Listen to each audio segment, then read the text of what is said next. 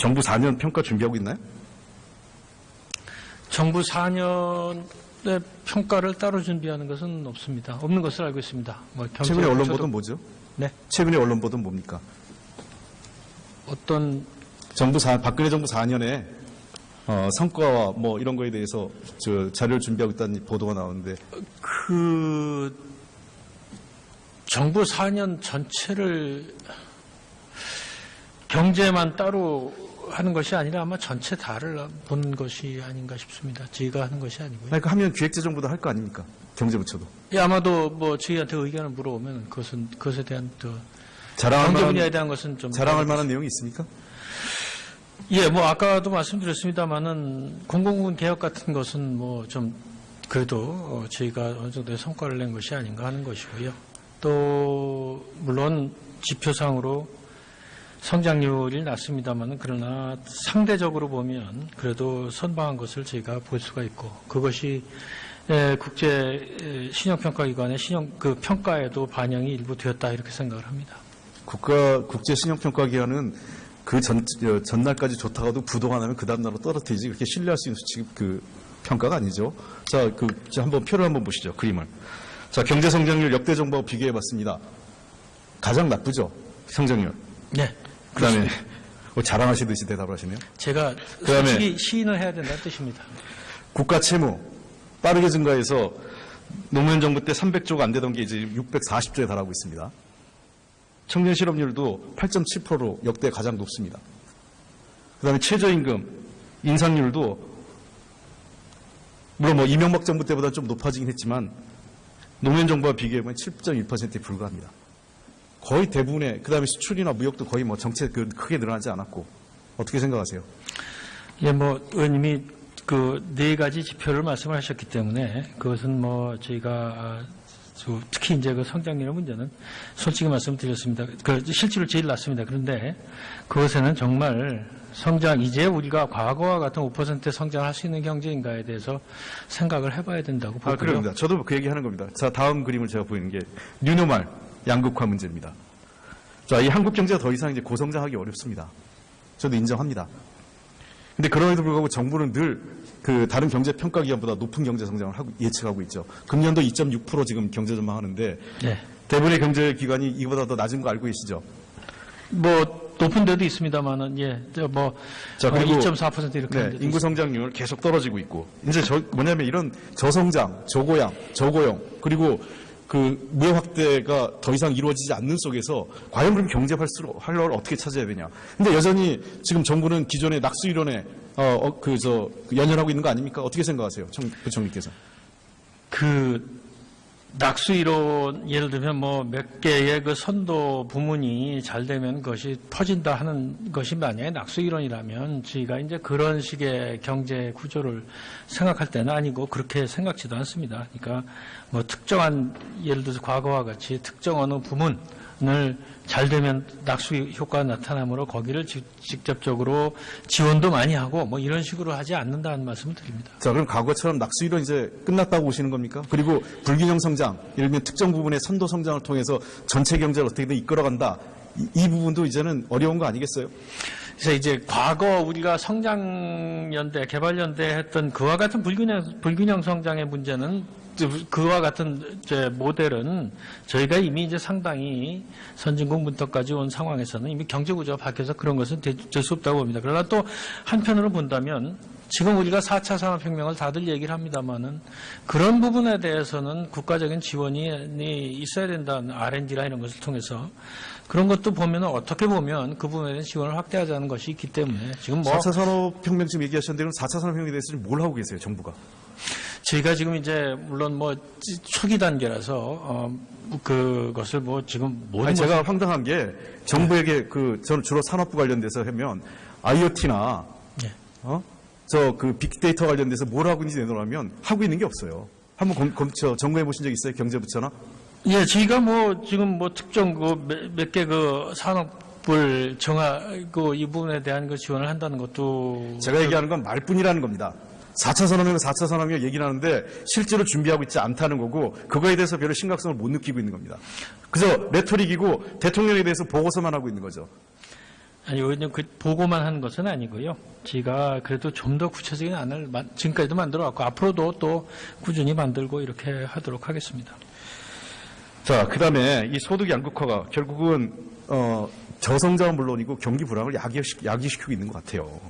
이미 이건 IMF 보고서에도 그렇고 OECD, 그다음에 월드 이코노믹 포럼이든 다 세계경제 포럼에서 다 지적을 하고 있어요. 즉, 이 고소득자에게 혜택이 가서는 안 되고 저소득자, 보다 많은 저소득자에게 혜택이 갔을 때 경제성장에 견인차가 생기고 그 불황을 벗어날 수 있는데 이거에 대한 대책이 없는 거죠. 지금 우리 정부도 보면 계속 대기업에 대한 대책, 그다음에 동반성장이나 상생협력에 대해서 도대체 정부가 하고 있는 게 뭐가 있습니까?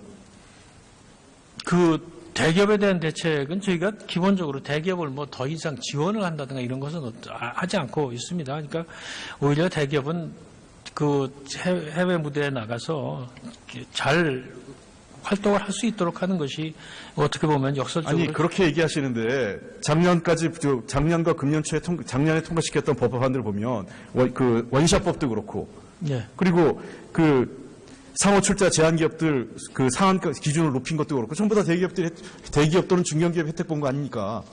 예, 물론 그 기업활력법은 꼭 중견기업만이라고 볼 수는 없습니다만 그 대기업의 기준을 몇 분야에 낮춘 것은 중견기업에 대한 글쎄요. 그것을 혜택이라고 얘기한다면 그렇게 표현할 수도 있는데 다만 이것은 분명합니다. 그 중견기업들도 굉장히 작은 데서부터 커왔고 그것이 대기업으로 들어가는 순간 소위 그 피터팬 증후군 같이 여러 가지 불이익을 보는 그런 것은 좀 막아줘야겠다는 뜻이지.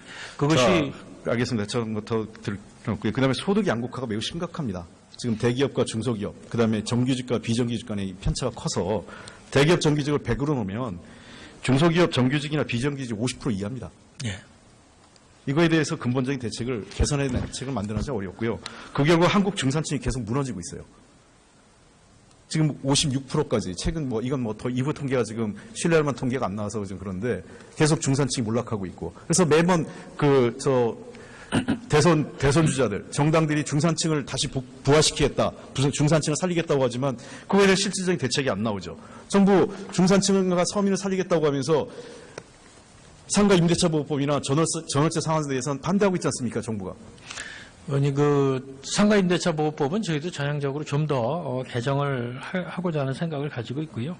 전월세 상한제 전향적으로 검토하세요 지금? 네? 전향적으로 검토하실 거예요? 예, 상가 임대차 보호법 전통시장을 좀 늘린다든가 그런 몇 가지를 저희도 생각을 해보고 있습니다. 전월세 상한제는요? 전월세 상한제는 그것이 과연 정말 지금 특히 이제 전월세가 비교적 안정이 되어 있는 상황에서 그것을 도입했을 때 그 급격한 효과 이런 것을 볼 때 그것이 과연 중산층과 서민계층을 도와주는 방안인가에 대해서 심각하게 자, 지금 뭐냐면 이런 소득이 양극화가 벌어진 가장 큰 이유는 임금의 격차가 하나 있고요. 한 축에. 또 하나는 임금 소득과 자산 소득 간의 격차가 계속 벌어졌기 때문에 소득 양극화, 그다음에 우리 계층 양극화가 벌어진 거란 말입니다. 그거에 대한 대책이 있어야 될 거 아닙니까, 부총리께서?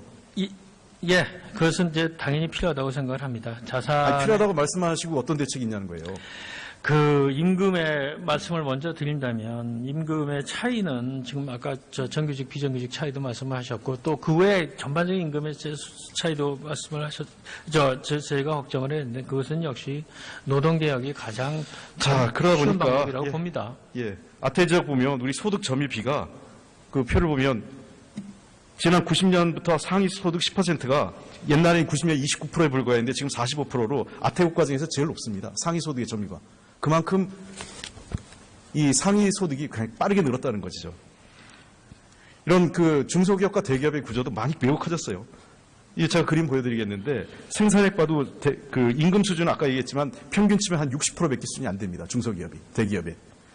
그다음에 중소기업 수출기업은 20%도 안 되고요. 고용의 85% 이상을 책임지고 있는데 이런 부가가치 생산이라든지 임금 수준, 수출기업에 대해서는 자기가 차지하는 비중이 턱없이도 모자릅니다. 기업 수는 99%, 고용 인력 수를 보면 85, 한 7%쯤 되는 중소기업이 이렇습니다. 그 결과 어떻게 됐냐? 대기업 의존도가 더 심해졌어요, 우리나라. GDP 기준 보면 2010년에 10대 대기업이 GDP 차지하는 비중이 매출액 기준으로 해서 32%가 무려 43%가 넘었습니다. 대기업만 성장한 거 아니겠습니까? 지난 몇 년 동안? 어떻게 보세요? 물론 대기업이 굉장히 많이 성장한 것은 의원님 지적하신 대로 맞고요. 그러나 대기업만 성장한 것은 아니고 뭐 작년에 보면 수출을 할 경우에도 오히려 그 중견기업의 특히 중소기업의 비중이 늘어난 것을 보다시피 중소기업에 대한 그 중소기업의 성장세도 보인다는 말씀입니다. 의원님이 지적하신 그런 대기업 비중이 너무 늘어난 거 아니냐 하는 것에 대해서는 저희도 같은 걱정을 해야 된다고 생각을 합니다. 그런데 그것을 대기업을 어떻게 뭐 해서라기보다는 중소기업과 중견기업이 잘 클 수 있게 해주는 게 더 옳은 방향이 아닌가 이렇게 생각을 합니다. 지금의 룰이, 지금의 게임의 규칙이 불공정하다는 겁니다. 단순히 시장에 맡겨서 된다. 이렇게 안이하게 해서는 이 불공정한 룰을 극복할 수 없고 양극화, 기업 간 양극화, 계층 간 양극화를 극복할 수 없는 겁니다. 그거에 대해서 특단의 조치를 해야 되는데 지나치게 아니하다는 거죠. 경제부처가. 특히 기재부가. 네, 제가 사실은 그 중소기업에 대한 그 지원이랄까 이런 것이 뭐 결코 적은 것은 아니라고 생각을 합니다. 그래서 저희가 물론 앞으로도 더 그렇게 하도록 하겠습니다만은 결코 그 뭐 중소기업은 놔두고 대기업은 또 뭐 대기업 놔서 더 크게 하는 게 당연하고 이런 식의 아니한 태도가 아니다는 말씀을 드리고요. 지금도 중소기업에 대한 지원이 많이 오늘 현재도 확대되고 있다는 말씀은 좀 드리고 싶습니다. 정경련 어떻게 하실 겁니까? 네. 정경련 어떻게 하실 거예요? 전경련이야 그쪽 그 말하자면 민간단체인데 그것의 존재에 대해서 저희가 뭐 왈가왈부를 할 수는 없다고 봅니다. 물론 설립인가 취소할 수 있잖아요, 정부가.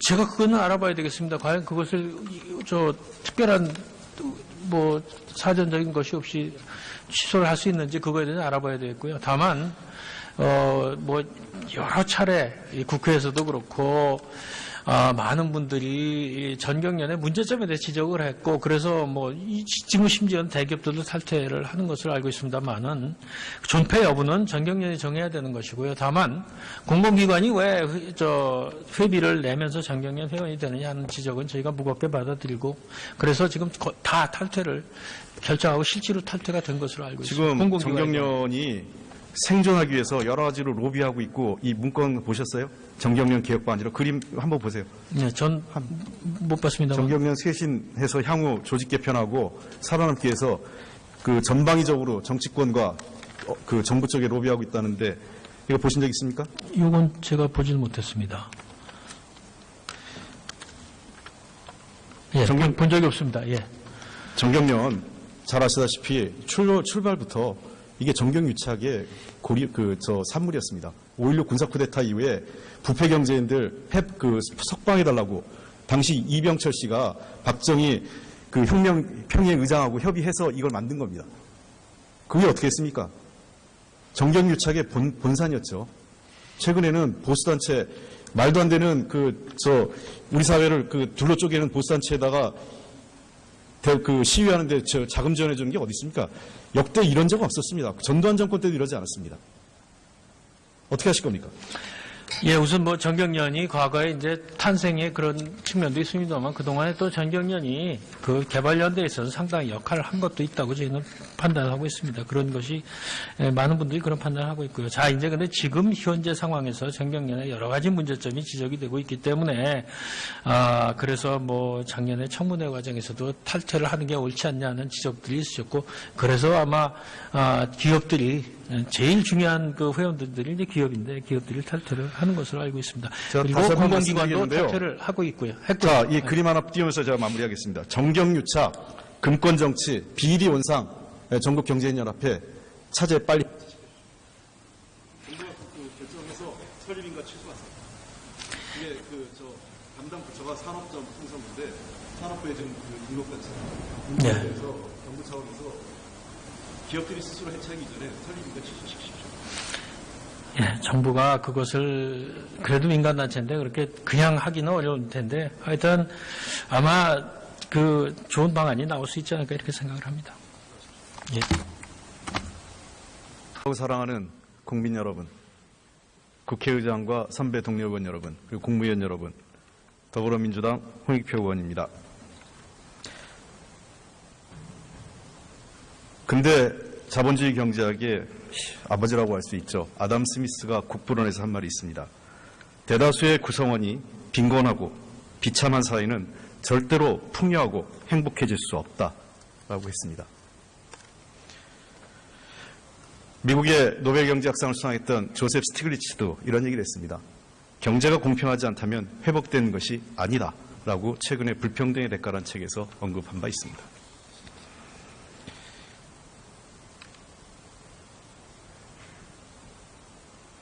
왜 이 얘기를 제가 다시 드리겠습니까? 우리 사회에서의 양극화와 불공정, 불평등 이 문제가 하나도 해소되지 않고 있습니다. 아니, 그 벽과 그 차이, 격차는 계속 심화되고 있고 우리 경제에 암덩이처럼 자라나고 있습니다. 박근혜 정부에서 이러한 문제들은 더 심화되어 왔습니다. 아니, 이명박 박근혜 정부 지난 9년 동안 심화 확대되었다고 할 수 있습니다. 더 확대해서 오면 근대 자본주의가 지속적인 빈곤에 대해서 해결책을 거의 제공하지 못했습니다. 소득과 부의 불평등이 계속 심각해졌습니다. 수십억 명의 노동자에게 생활임금을 지급하지 못하고 있습니다. 이제 4차 산업혁명의 자동화로 인해서 일자리는 점점 줄어들고 있습니다.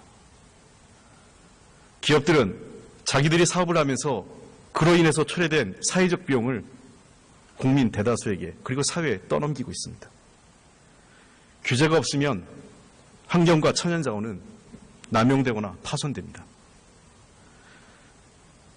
그럼에도 불구하고 경기 순환과 경제 불안정은 지속적으로 반복되고 더 자주 반복되고 있습니다. 개인들은 점점 과도한 부채를 짊어지고 경제는 생산보다 제조업보다 금융 중심의 경제 구조로 바뀌어가고 있습니다. 정치인과 기업의 결탁은 더 은밀해지고 더 확대돼 가고 있습니다.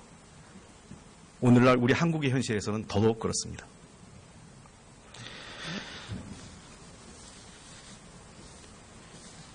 상품에 대해서 안전, 과대 광고, 불공정 경제행위 이런 것에 대해서 더 이상 아무도 책임지지 않습니다. 정부와 기업들은 GDP 성장에만 치중하지 그것이 어떻게 분배되고 있고 나눠지고 있는지에 대해서 관심을 갖고 있지 않습니다. 그리고 시장이 우리 사회를 점점 더 지배하고 있습니다. 시장 경제가 문제가 아니라 시장화가 우리 사회의 우리 삶의 전반을 지배하고 장악하고 있다는 것이죠. 이런 현실에 대해서 우리는 점점 주목하고 있지 않습니다.